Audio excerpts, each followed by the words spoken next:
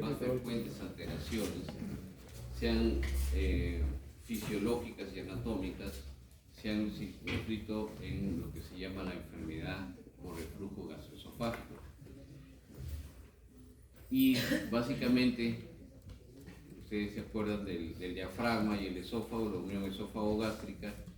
Esto debe funcionar como un esfínter por tres razones: cambio de presiones, la ubicación del ángulo de His, ¿no?, en la zona de la cavidad abdominal, ¿no?, es aguda el ángulo de His, ¿no?, y esa diferencia de presiones, y cuando se llena el estómago, ustedes ven que el estómago es así, ¿no? Cuando se llena ese estómago, entonces se va y hace que sea más agudo el ángulo de His y ya funciona como una válvula. Pero hay momentos, y ustedes todos tenemos cierto reflujo, ¿no?, que cuando ustedes comen mucho, comen tarde, cuando se acuestan, llegan de la universidad, que han estado todo el día en la universidad y no han comido bien, o igual, pues por si acaso se comen todo lo que encuentran ahí, ¿no? Entonces, y les gana el sueño porque se ponen a ver la computadora y bueno, se quedan dormidos, ¿no es cierto? Entonces, ¿qué va a suceder? Que no hay cuando uno duerme, la motilidad gastrointestinal en general disminuye, ¿cierto? Entonces, esa disminución, ¿no?, hace que el estómago esté lleno. Y si es que ustedes no tienen precaución de por lo menos caminar o hacer algo, ¿no?, y se tumban a la cama directamente, pues van a poder tener un reflujo. Ahora, esto todos lo tenemos, pero si es que se hace constante y frecuente, ya van a presentar lo que se llaman los síntomas de la enfermedad por reflujo gastroesofágico. Entonces, es no solamente un trastorno anatómico, sino también, sobre todo, funcional, ¿no? Es la parte inferior del esófago está más estrecha, ¿no? Funciona como una especie de válvula, como les decía, y se abre para permitir el alimento, y luego se llena el estómago y funciona como una válvula, pues, para evitar que asciendan los jugos gástricos, ¿no? ¿Qué pasa cuando nosotros comemos en la noche una pizza más sus ajís, ¿no?, gaseosa, perfecto, ¿no?, pues la combinación perfecta de su gaseosa con su pizza y queso? Entonces, obviamente, el estómago va a estar distendido, ¿no?, y el queso, pues, va a causar, y los ajíes, todo ello, va a causar una hipersecreción ácida, y ese incremento de la acidez puede ascender y causar, pues, la enfermedad por reflujo gastroesofágico, ¿no? ¿Cómo nosotros demostramos? Ya está aburrida, está estresada. Yo también estoy cansado. Bien, ¿qué hay que hacer? No, ya pasó lista, demasiado tarde. Lo primero es hacer una exploración endoscópica, ¿no?, con una esofagoscopía o una endoscopía digestiva alta. También hay que hacer manometría de gabinete. La manometría es medir las presiones, ¿no?, a cada nivel del esófago, para ver si es que el esófago es competente respecto a su funcionamiento como válvula, ¿no?, en la parte inferior. La pH-metría, que va a medir la cantidad de ácido que tiene el esófago, que normalmente debe ser, pues, alcalino, pero va midiendo si está acumulando ácido. Eso nos está dando signos indirectos de la enfermedad por reflujo, ¿no? Y en algunos casos, realmente, ya cuando uno ha visto que no hay una remisión de los síntomas, lo que hay que hacer es una serie radiográfica varitada o idealmente iodada, para poder determinar dónde está el problema. ¿Cuándo se va a dar enfermedad por reflujo gastroesofágica? Cuando haya hiperacidez gástrica, en el caso de enfermedad ulceropéptica, por ejemplo, cuando exista una hernia hiatal, ¿sí?, cuando tengamos alteraciones de la motilidad gástrica, ¿no?, que directamente van a llevar a esto, y cuando nuestras conductas alimentarias no sean las más adecuadas, ¿no? Le damos todo lo necesario para que esto pase. ¿Listo? Por ejemplo, la pizza, porque se come con su gaseosa y no se ponen unas almohadas ahí, sino duermen boca abajo, ¿no? Y ya pues ustedes saben que va a pasar, ¿no? Entonces, esa es la manometría de alta resolución que está midiendo pues las presiones y la competencia que puede tener el esfínter esofágico inferior, ¿no? Para poder retardar o anular el reflujo. Lo que se mide es la diferencia, ¿no? Entre los la lados. diferencia de presiones, claro, se hace un testeo, ¿no?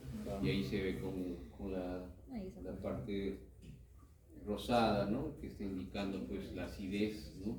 Mayor y los cambios de presiones, ¿no? Y cómo puede ser competente o incompetente lo que se llama aquí, ¿no? La parte del esfínter esofágico, ¿no? Entre el esófago y el estómago. Ahí están los cambios de presiones, ¿no? Lo más importante es poder medir la presión que ejerce, ¿no? Intraluminal el esfínter esofágico inferior, ¿no? Ahí está en inglés LES. ¿Cuánto es la presión que tiene que variar para decir que ya es débil la musculatura esofágica? Va a depender mucho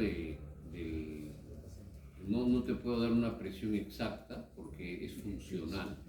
Por eso que no solamente se hace una prueba, se recomienda hacer las 3. Mediante esofagoscopía se ve si hay alteraciones de la mucosa. Mediante la pHmetría se sabe si es que hay contenido ácido. Mediante la manometría si hay cambios de presión o la presión es insuficiente. Muy fácil, si tú ves que la presión del esfínter esofágico inferior es la misma que la presión del esófago superior, ¿eso qué quiere decir? Que no está funcionando. ¿Entiendes? Una disminución ahí debe haber mucho más presión. ¿Por qué? Porque está funcionando como esfínter. ¿Listo?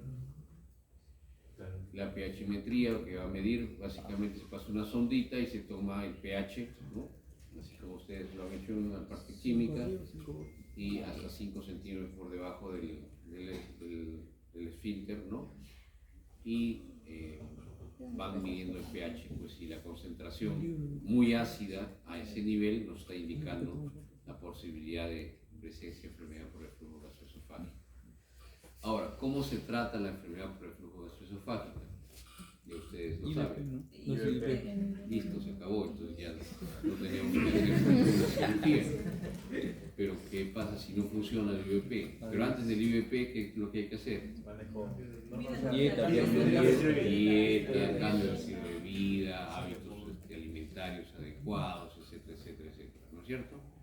Y luego de eso necesitan utilizar, si es que ya no pueden controlarlo con ello, inhibidores de humo de protones, ¿no es cierto? Omeprazol, soplazol, eso yo no sé porque eso es de los gastroenterólogos. Y si eso fracasa, ya recién tenemos que actuar nosotros. Por eso es que no tenemos casi clientes, ¿no? Solamente los desordenados llegan con nosotros.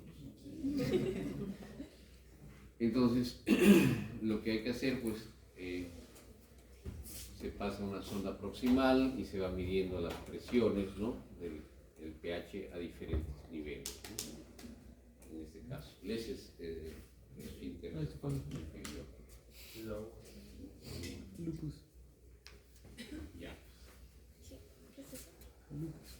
La radiografía varitada ya nos está demostrando pues un cambio no solamente funcional, fisiológico, sino además también ya anatómico, ¿cierto? Entonces ya eso es prácticamente un indicador de que demuestras de que hay alteraciones anatómicas que tienen que resolverse.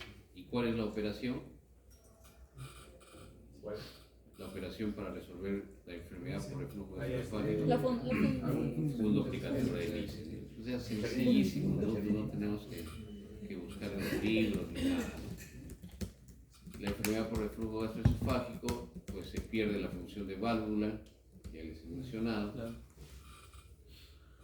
¿Cuáles son los síntomas? ¿Cómo reconocerlos, ¿no? fabrica mucha saliva, tiene esa sensación, ¿no?, de hipersalivación. Cuando está durmiendo a veces se despierta irritado, ¿no?, de mal genio. Bueno, casi todos se despiertan así, ¿no? Pero en este caso es un poquito más. Rechaza los alimentos, ¿no? Realmente los niños, sobre todo, se asocia con la comida. Suelen tener broncoespasmo y ese es uno de los síntomas más frecuentes, ¿no?, sobre todo de un asma del adolescente o del joven, ¿no? ¿Por qué? Porque ese reflujo irrita, pues, y irrita todo el árbol bronquial, ¿no?, en la zona de la faringe, y hay comunicación, y esa comunicación va a poder provocar broncoespasmo. Entonces muchas veces es el asma nocturna, no solamente es cardíaca, sino puede deberse a enfermedad por reflujo gastroesofágico. Sí, el ácido despierta el reflejo a nivel pulmonar y se cierran los bronquios y da, pues, las patologías como anginas, otitis, sinusitis, toda la parte superior, ¿no? Pero la que más se expresa es el broncoespasmo y el denominado asma del adulto, ¿no? Hay dolores abdominales, ¿no?, el mal aliento, alteraciones de conducta y ese signo de la pirosis, ¿no? Hay lo que se llama la rumiación, ¿no? Bueno, la verdad que no sé si algún paciente te dirá que se está rumiando, ¿no? Pero yo creo que no, pero está descrito como tal que puede tener la rumiación, ¿no? Factores que intervienen aquí. El principal es la incompetencia del esfínter gastroesofágico, la frecuencia de las regurgitaciones, desorden de la motilidad esofágica, puede estar asociado a alguna de las cosas que vimos en la primera clase, alto volumen de ácido péptico regurgitado, ¿no?, hipersecreción ácida y deficiente neutralización por la secreción salival, ¿no?, que normalmente se debe neutralizar. Factores que hacen propenso esto: un aumento del volumen gástrico, ya les he dicho, el estómago lleno, las gaseosas, como mencionó su compañera, el contenido gástrico cerca de la unión gastroesofágica y la presión gástrica aumentada, ¿no? Se va a aumentar básicamente cuando no haya tránsito y cuando esté llena, pues, ¿no?, de todo lo que ustedes comen. Las pruebas: esofagoscopía, de motilidad gástrica, la prueba de la pH-metría que ya mencionamos, y las pruebas de perfusión ácida, ¿no? También la ingesta de bario y la biopsia de mucosa en algunos casos. En algunos casos, cuando se hace la esofagoscopía y se encuentra una alteración, ya vamos a ver el día viernes, ¿no? Ahora vamos a ver algo de esófago, ¿no?, que se ven como unas estriaciones, ¿no?, de la mucosa, se ve una mucosa hiperémica, inflamada, con edema y con estriaciones. A esas modificaciones se le llama el esófago de Barrett, ¿no? Y el esófago de Barrett, pues, básicamente es una alteración de la mucosa que puede ser un estado previo, ¿no?, de una neoplasia, ¿no?, un cáncer de esófago o de la unión esófago-gástrica más estricto. Entonces, en esos casos, lo que hay que hacer es se hace una biopsia para determinar si es que, o sea, solo con hay ver esa alteración. solo con ver las estrías ya digo que es un esófago de Barrett. No, ahora vamos a ver. Y eso lo vas a ver más, con mayor detalle en patología y también en el curso de gastroenterología que están llevando ustedes, ¿no? Porque nosotros no vemos endoscópicos, sino nos dan el informe, ¿no? Pues nosotros asumimos que eso es así. Ese es el esófago de Barrett, ¿no? Esas alteraciones con eritema, y esto de aquí, que se ven como unas estriaciones longitudinales, ¿no?, con hiperemia. ¿Ya? Pero bueno, endoscópicamente se debe ver bonito. La endoscopía por esofagitis de reflujo, pues se ve edema, a veces palidez, las estriaciones y la ubicación anatómica, ¿no?, va alterándose, ¿no? La mucosa se altera, se aplana, se vuelve horizontal o vertical. Y también, pues, cuando hacen un estudio varitado, ¿no?, para ver si hay, por ejemplo, aquí una hernia esofágica. Tratamiento médico, dietético, la alimentación hay que hacerla fraccionada, hay que cenar temprano, postural la cabecera 30-40 grados y medicamentos, ya saben que hay que utilizar los inhibidores de bomba de protones. Los prokinéticos, la verdad que no han dado mucho resultado. Hay prokinéticos que puede ser dimeticona, el primperan, todo ello, no dan cisaprida, no dan mucho resultado porque están más dirigidos a la parte gástrica más que la esofágica, ¿no? ¿Ya?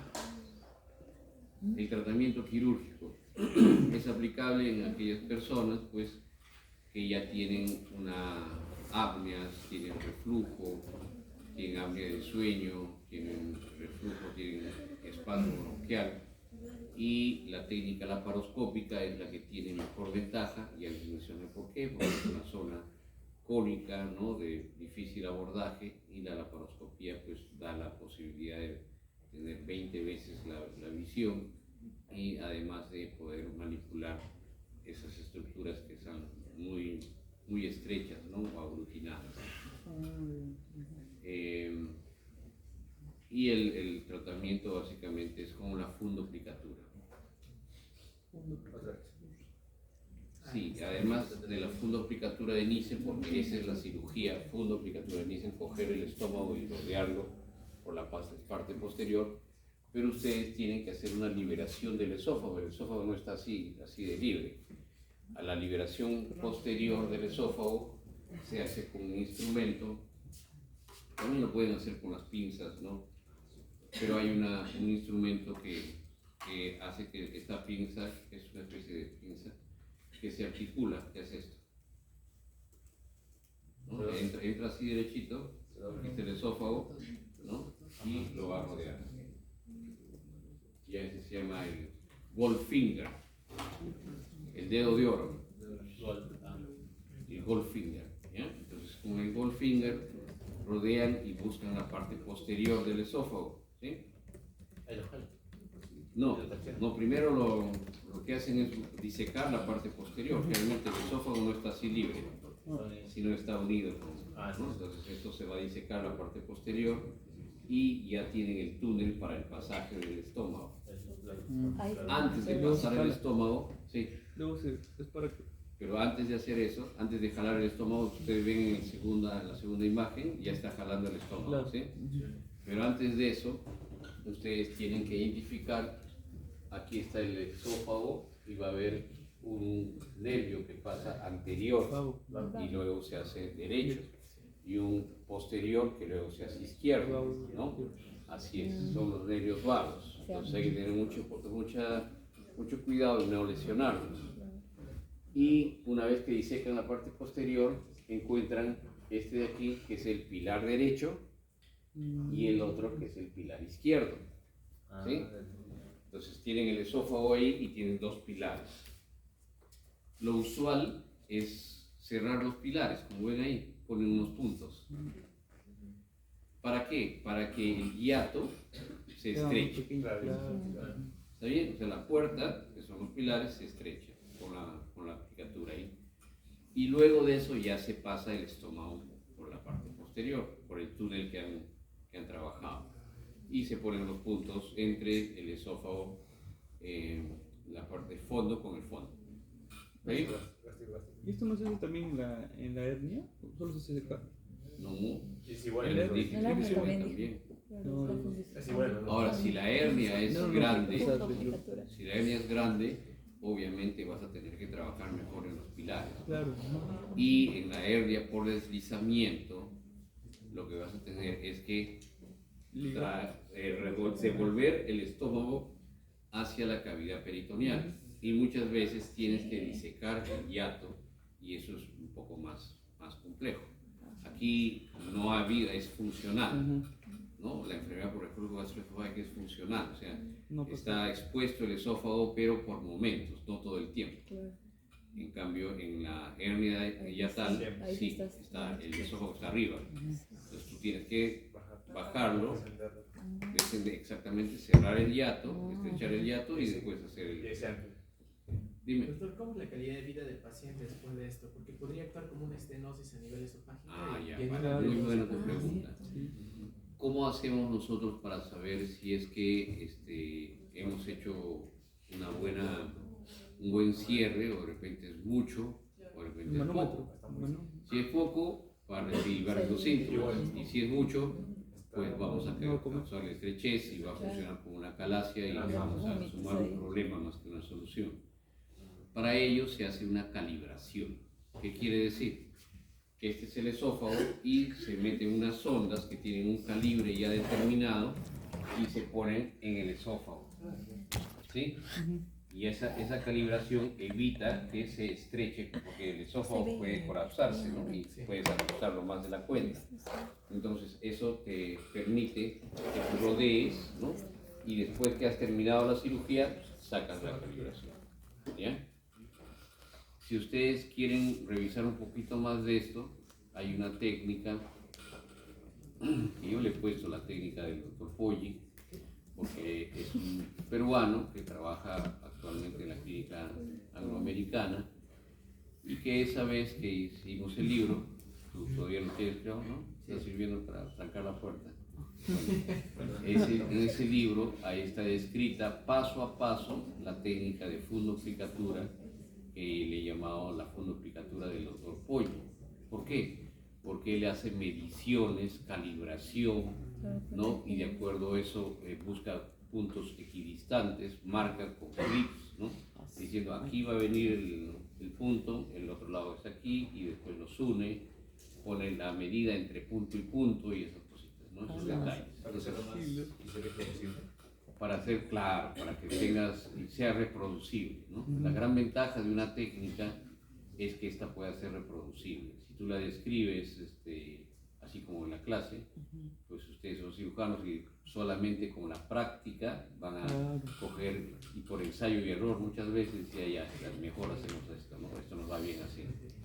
Pero la ventaja que hay médicos que tienen tanta experiencia que pueden escribir su técnica y bueno, la pueden leer, ahí está ya bien descrito sobre todo lo que es la enfermedad por reflujo y la técnica de fundoplicatura. Dime. ¿La cirugía se considera de alto riesgo?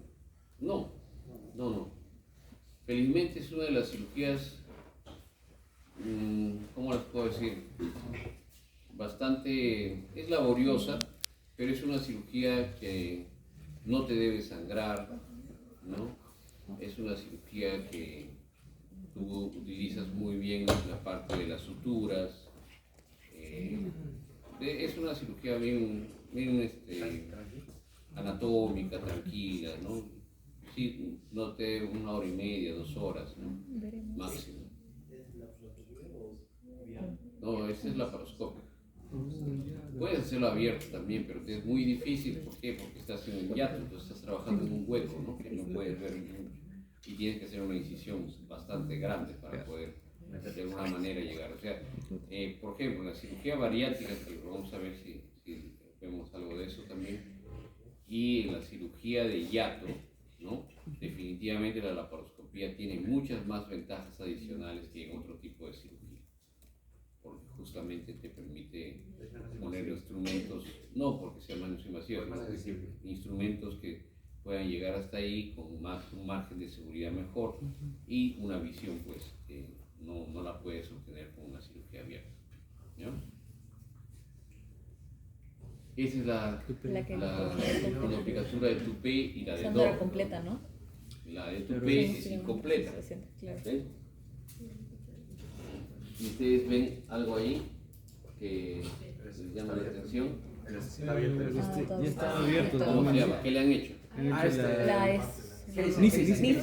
No, Le gel. han hecho una miomectomía de Miomectomía de gel. gel. Entonces ahí usan el tupé porque lo unen hacia los fragmentos todavía de músculo vesicular externa, y el tupé no solamente evita que suba, que asciende, sino que abre un poquito más el esófago, lo mantiene abierto, ¿no? Que nos permite pues que haya buen tránsito, pero además que esto no ascienda, ¿ya?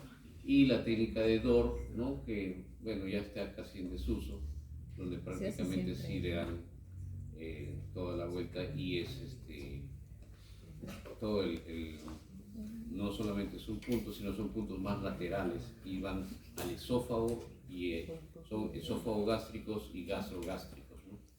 Una combinación de ambos. Doctor, Dime. no me quedó muy claro en qué momento, o sea, por qué le hace también la miomectomía de... No, o sea, el paciente tiene aquí una patología, tiene una calamidad, ¿ok? Entonces nosotros vamos a tratar dos cosas, ¿no? La primera que vamos a tratar es el tránsito, vamos a restablecer el tránsito y vamos a evitar la hipertonicidad del esfínter esofágico inferior. Para Eso hacemos con la fundos- miomectomía de Heller. Esto lo dejamos abierto. Pero si esto está abierto, ¿qué va a poder pasar? Claro, El reflujo gastroesofágico. Entonces, ¿qué hacemos para ello? Y hacemos una complementaria. Hacemos una Nissen o mejor una DORA complementaria. La Nissen, de todas maneras, te va a estrechar un poco, pese a que hagas calibración, te va a estrechar el pasaje. Entonces, no estás tratando completamente la calasia. En cambio, el tupé te coge una parte del esófago aquí y la otra parte aquí. Sí. Entonces te mantiene abierto y te evita el reflujo gastroesofágico. ¿Está bien? Entonces sería mejor el Ahora sí se entendió. Sí. Para Heller sí como complementario, pero en general para enfermedad por reflujo gastroesofágico, la fundiatura de Nissen es la piedra angular o el patrón de tratamiento. Sí. Floppy Nissen. El floppy Nissen es la liberación de los vasos cortos, pero se dan en otras indicaciones. O sea, cuando tienes un estómago muy pequeño, ¿no? Cuando tienes un estómago muy pequeño, no vas a tener, esto de aquí es muy pequeño, es pequeñito aquí, entonces no vas a poder el fondo gástrico llevarlo todo hacia atrás, ¿no? Entonces lo que tú tienes que hacer es liberar los vasos cortos y de esa manera asciende parte del cuerpo gástrico y de esa manera ya puedes rodearlo, ¿no? Estómagos pequeños o, sí, básicamente eso, o pacientes muy delgados, ¿no? Cuyo estómago es todo así medio largo, ¿no? No es como una bolsa de reservorio, ¿ya? ¿Ya? Tratamiento médico, claro, reducción de peso, elevar la cabeza, disminuir la presión, dieta, evitar relajantes musculares y antiácidos, ¿no? Hay que sí usar antiácidos. Tratamiento en la forma moderada, IVP y supralfato, ¿no? Y severo, cirugía, ¿ya? Cuando fracasa el tratamiento médico, pues la cirugía. Entonces mejor hacen caso, se portan bien, ¿no? Y con los medicamentos ya no son clientes nuestros, ¿no? Otra patología que es frecuente, pero tiene que ver más con una enfermedad hepática que del esófago mismo, son las varices esofágicas, ¿no? Son causa frecuente de sangrado digestivo y es una complicación muy severa de la hipertensión portal, ¿no? Producto de enfermedades hepáticas. La hemorragia de estas varices, siendo una complicación frecuente, muchas veces es dramática y catastrófica. Entonces lo que hay que hacer es evitar esta hipertensión portal. Lo primero que debemos hacer es eso. Y lo segundo es el tratamiento directo, que se puede hacer con hemoclips o también con láser, con argón, etc. Ayer lo dijo. Sí. Él se- Hay un material como el UFO, Tomografía, como policinal. Ah, no, esos son los gastroenterólogos. Yo no pero es el UJU, pues. El UFO, El UJU. Ah, sí. Bueno, los gastroenterólogos lo que hacen es Eso. controlar esto, ¿no? Con una serie de Ah, sí, no, pipeta esa era la misma caliente, sus anillos, sus hemoclips, sus argón plasma, ¿no? Sí, ¿Ya? sí. Y cuando fracasa todo eso nos llaman a nosotros, El dibujo, sí. cuando ya no pueden manejarlo endoscópicamente. Pero cuando nos llaman a nosotros es siempre tarde. ¿Por qué? Porque ya no se hacen muchas cirugías para ello. porque todas las cirugías en el tratamiento de hemorragia por varices esofágicas masivas, todas no tienen buen resultado, ¿no? Fallecen en el mismo proceso. Muchas veces fallecen. Entonces, hay dos tipos, eso es historia, por si acaso, de la cirugía. Antes se trataba las varices esofágicas con la disminución de la hipertensión portal. ¿Cómo? Haciendo cirugías vasculares, haciendo que se derive la hipertensión portal hacia la renal, por ejemplo, ¿no? Entonces, ¿qué se hacía? Una derivación espleno-renal, ¿no? La vena esplénica se unía a la vena renal. Entonces se hacía una especie de shunt, de bypass, y eso hacía que la vena, la presión venosa de la esplénica, que se une con la mesentérica superior y dan la porta. Entonces, lo que hacen es disminuir el flujo esplénico que causaba muchas veces hiperesplenismo o esplenomegalia, que no es lo mismo. Entonces lo que se hacía es una operación, una espleno-renal, ¿no? Se unía la vena esplénica a la renal, de tal manera que disminuía la presión. Pero igual, También, igual no fuera a hacerse hipertensión a lo largo, ¿no? Porque no se cura así es, a lo largo fracasaba y el riesgo quirúrgico es bastante alto, ¿no? La otra es los TIPS. ¿Han escuchado de los TIPS? Sí, lo ves, no lo Ya. Bueno, creo que eso es gastro, ¿no? Ya no es. Sí, lo vimos ayer. Ya, ok. Listo, perfecto. Pues ya sabes cómo funciona y eso es para disminuir la hipertensión portal. Entonces, y médicamente también puede tratarse con qué? Como tiroides, que disminuye la circulación vascular, ¿no? Entonces eso disminuye la circulación a ese nivel y la circulación es plana. ¿Cómo? Usted ha mencionado un fármaco que también se puede quitar como otro que no sabe ¿Tiroide? Tirotides. No, Octreotide. octreotide. Octreotide. Octreotide. Lo que acaba de decir Ah, Gustavo. pero había también otro fármaco, pero Ah, no sé, yo a los gastroenterólogos pregunto. La eminencia. Ya, entonces todo está dirigido a disminuir la circulación esplácnica, pero ustedes entenderán que el octreotide no nos ayuda mucho a nosotros en el manejo de fístulas, por ejemplo. ¿Por qué? Porque disminuye sí la circulación esplácnica, pero también disminuye la circulación del esófago, del estómago, del duodeno, del yeyuno, por lo tanto la función no va a ser la Es misma. tirlipresina. Muy bien, muy bien. Entonces, esas son las varices esofágicas, las ligaduras, y pues en algunos casos se menciona multidisciplinario. Antes se utilizaba la sonda de Seinstaken-Blackburn, ¿no? ¿Les han hablado de esas? Sí. también. Ya, ok. Entonces, esa sonda tiene 3 balones, ¿no?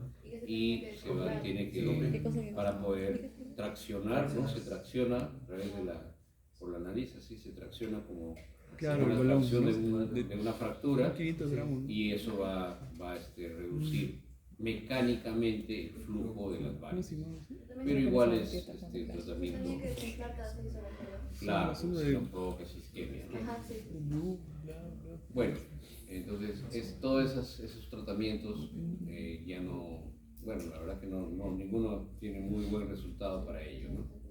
Entonces, si ya llegamos a esa etapa de claudicar tratamientos endoscópicos o médicos, muy poco se puede hacer, ¿no? Hay 2 cirugías que todavía alguien las hace, pero son de las más raras, ¿no? Una de ellas es utilizar ese mismo mecanismo que utilizamos para hacer anastomosis esofágica o colónica, que es una sutura circular cortante, es como un sellador que se dispara y pone grapas de manera circular, ¿no? En la superficie. Aquí. Entonces, eso se puede utilizar para poder reducir, ¿no? El flujo a nivel de gastroesofágico, porque las varices se van a dar del estómago hacia el esófago. Sí. Entonces, en la unión esófago-gástrica se mete esta sutura circular que se llama EA, y se dispara, ¿no? Y de esa manera que da proporciona un grapado, ¿no? Pero no secciona, sino básicamente da un grapado y listo. Eso va a disminuir en agua el flujo. Y la otra operación es una operación que le llaman la operación de Suyura, ¿no? Que es un japonés. La operación de Suyura, este es el estómago, este es el esófago, y uno va haciendo una aplicatura a través de todo el estómago y lo rodea completamente, evitando pues que haya circulación del esófago del estómago hacia el esófago. Ya la técnica de aplicatura de Suyura. Bueno, yo he hecho un par de veces, pero ya no lo vuelvo a hacer. No tiene, bueno, esas son las que tienen mejor resultado, ¿no? Esas dos únicas que han quedado. Pero la técnica de Warren, las derivaciones por tocaba, porque también se puede hacer una derivación por tocaba. O sea, cómo disminuir la presión de la porta a través de la derivación espleno-renal. Esa es una. Y también podemos hacer una derivación porto-cava. La vena porta la seccionamos parcialmente y la unimos a la vena cava. O sea, ya no pasa por el hígado, sino pasa directamente a la circulación. Igualmente, ya no pasa por el hígado, sino va hacia la zona renal, en la Warren, ¿no? Y mediante eso se trata de hacer cirugías vasculares para reducir el flujo portal. Pero esto es transitorio y el riesgo quirúrgico es bastante alto. ¿Cuánto tiempo le dura más o menos? No te podría decir exactamente cuánto tiempo, ¿no? Pero son meses, ganas tiempo, pero bueno, para calidad de vida de repente, ¿no? Pero si es una enfermedad cirrótica severa con fibrosis, esta va a progresar, ¿no? Claro, trasplante es una opción, ¿no? Eso lo vamos a ver en hígado. Bueno, aquí no se ve nada, pero ¿se ve nada? Bueno, inicio el tratamiento vasoactivo, ¿no? Eso es lo primero que se utiliza para las varices. Reposición de volumen, endoscopía, y de acuerdo al grado de hemorragia ya se da el tratamiento, que puede ser quirúrgico en algunos casos, ¿no? Y el síndrome de Mallory-Weiss, que es una enfermedad que fue descrita en 1929 por Mallory y Soma-Weiss en pacientes alcohólicos, ¿no? ¿Qué pasaba? Estos pacientes tomaban Se rompieron. un alrón, ¿no? De mala calidad, ¿no? A ustedes nunca les va a pasar. Por ahora todavía están en la universidad, así que están tranquilos. Entonces eran pacientes vomitadores, ¿no es cierto? Y esto causaba pues una irritación aguda y subaguda de la mucosa, y había desgarros y finalmente producía hemorragias, ¿no?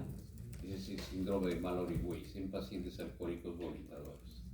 Pero también se ha descrito en otro tipo de vomitadores, ¿no? Así es, Así es, ¿no? Pero también es el mismo síndrome. Pero originalmente fue descrito en alcohólicos, ¿ya? Se refiere a las laceraciones de la membrana de la mucosa del esófago, ¿no? Que se da por los esfuerzos al vomitar o toser. Se diagnostica con una endoscopía, y de acuerdo a eso el tratamiento, ya saben que si es agudo y es sangrado, pueden hacer una angiografía y poner points o tapones ahí vasculares, o si no es tan severo, pues el tratamiento es básicamente higiénico, dietético, ¿no? Pueden darle también antieméticos, ¿no? Desde metoclopramida para vaciamiento gástrico, o dacetrón como antiemético potente, ¿no? La mayoría, pues claro, deja de vomitar y ya pasa el problema. Y muy raramente pues el tratamiento termina siendo endoscópico, y mucho más raro que sea quirúrgico, ¿no? Y ahora que tenemos la posibilidad de hacer una intervención angiográfica, ¿no? Dirigida por radiología, ya es prácticamente nula la intervención quirúrgica que se debe dar. Ahí está la imagen, ¿no? Y ahí claro, hay desgarro de la mucosa, ¿no? Y finalmente esas laceraciones sangran. Ahí se ve el edema, ¿no? La congestión, y cómo hay esas hiperemia, ¿no? Con los pliegues más verticales que horizontales. La esofagitis cáustica, que es una patología que se ha dado pues básicamente por la ingesta de un cáustico, sea ácido o álcali, y va a provocar, generalmente son accidentales o también provocados cuando quieren suicidarse. Pero claro, no todos quieren suicidarse, ¿no? Yo me acuerdo mucho que había un trabajador, un albañil, que estaba en verano, estaban trabajando, haciendo sus obras, y el patrón, el que los contrató, había tenido la idea muy nada cuidadosa de poner ácido clorhídrico en unas botellas de Yo me spray. tomé cloro así. Horrible, casi me muero. Claro, Me tomé cloro en un ¿qué vaso de sucede? yogur. Y moraleja para esto, no solamente para los niños, sino para los adultos. Cuando ustedes tienen gaseosas o botellas de alimentos o bebidas, ¿no? Estas deben, si es que no las están usando para tal, pues deben etiquetarlas o botarlas. Sí, pues. ¿Qué sucedió? Que vio la botella de spray y dijo, bueno, un descuido, se moría de sed, agarró y rapidito se tomó, ¿no? Y se causticó. Murió.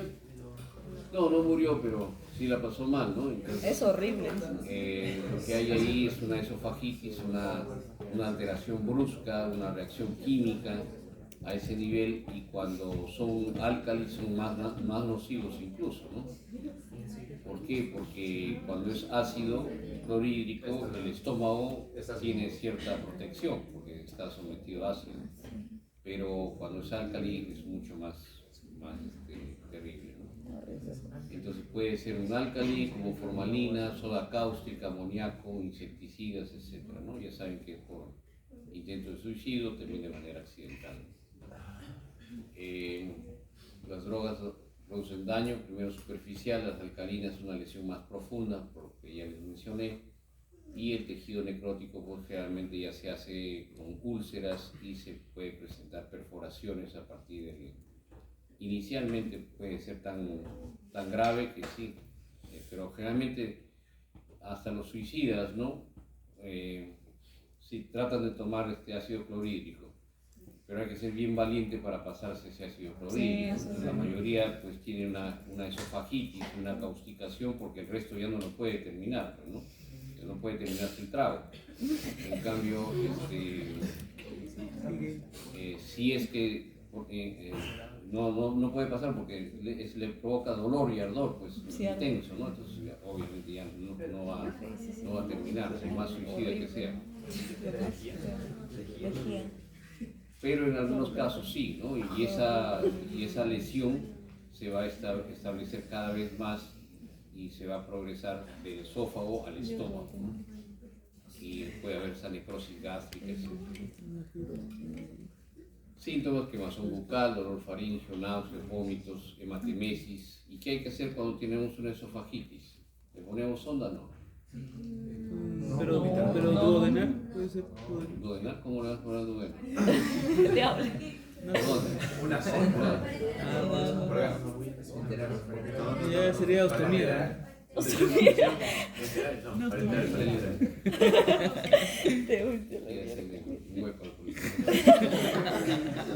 ¿Le ponemos sonda o no?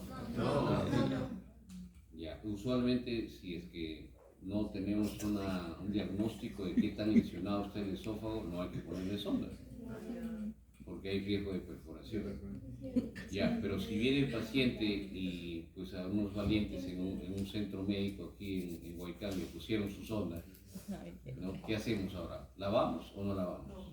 No la vamos. ¿Cuál? Ya no se lava ya. ¿O sí se lava? Le pones agüita, le lavas. Ahí lo está. No. ¿Ya hace lavado gástrico o no? Sí. no. Sí. Está con sonda instalada. Sí, entonces Sí. Se quitan de todo. Pues es alcalino. Ay, no sé.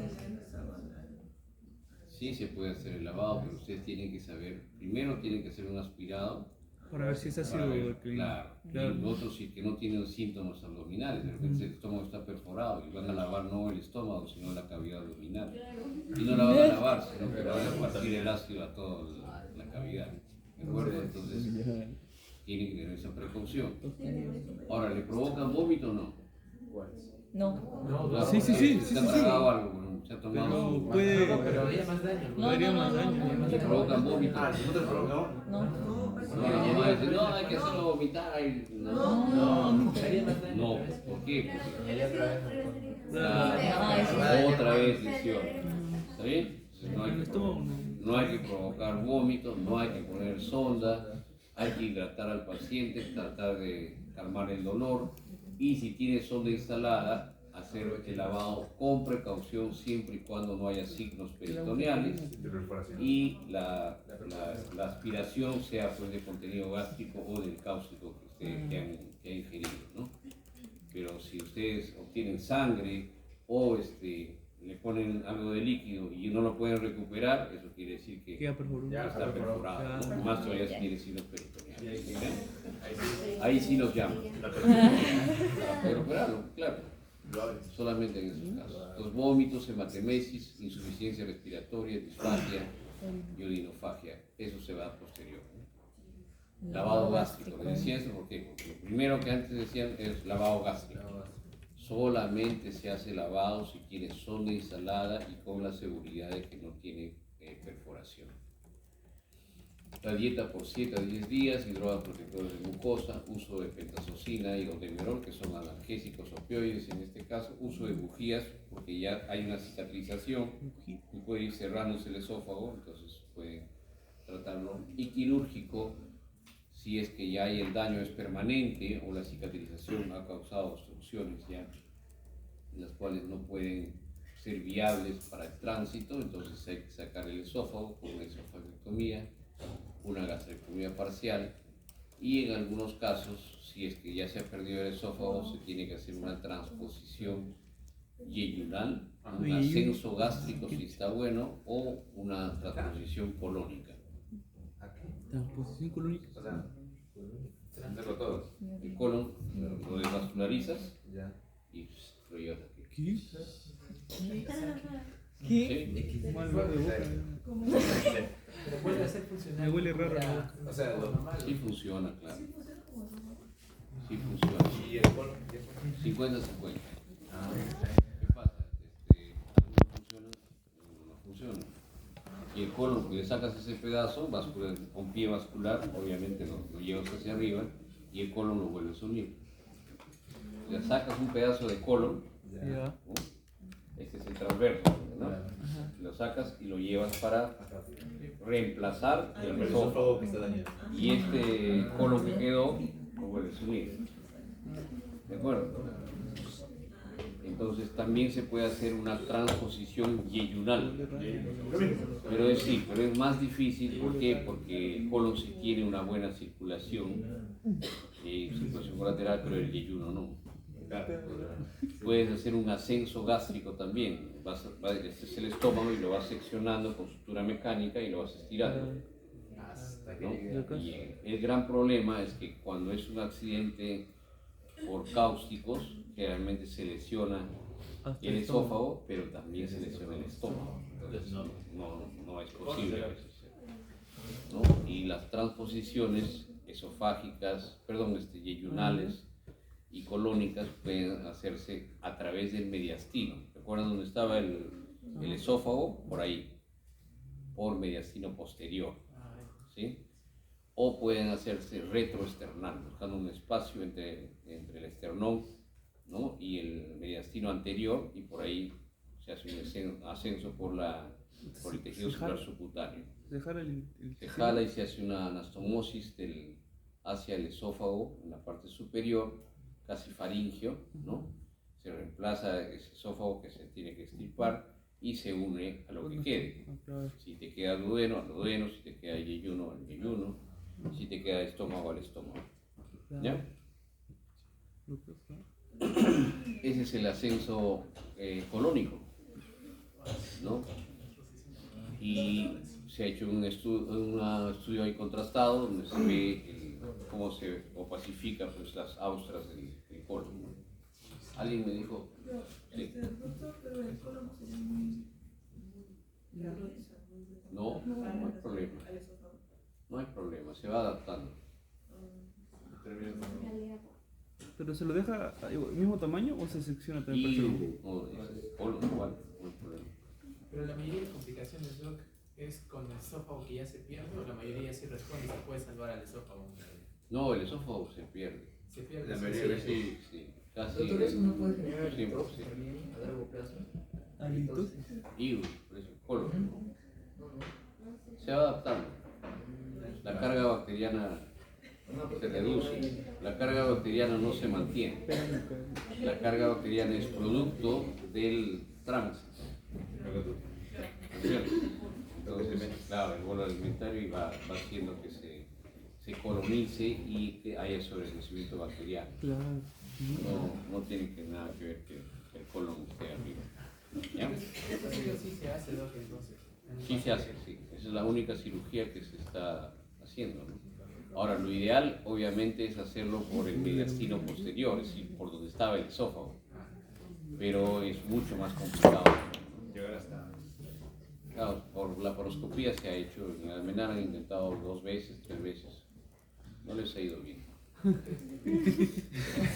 quedó. ¿Nos da para una...? Sí. Break. No, Sí, break.